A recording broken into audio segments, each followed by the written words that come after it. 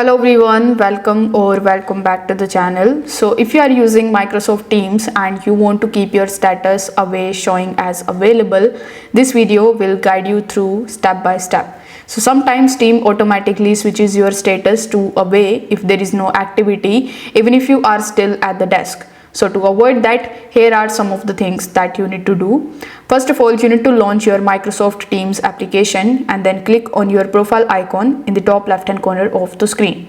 Now over here you will see the available option, so tap on the available option from the status menu and then tap on the option of duration and select how long you want the status to stay active.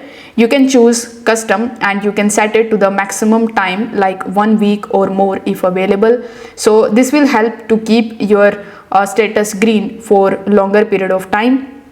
But here is the trick: if you don't touch your mouse or keyboard, Teams might still change your status if you are using it in your PC or laptop. So you can use a simple tool like mouse mover or keep something like a video or small task running in the background to show the activity. So this way your status won't go idle and it will always look like you are online and available. So if you have found this tutorial helpful, give it a like and subscribe to the channel. Thanks for watching.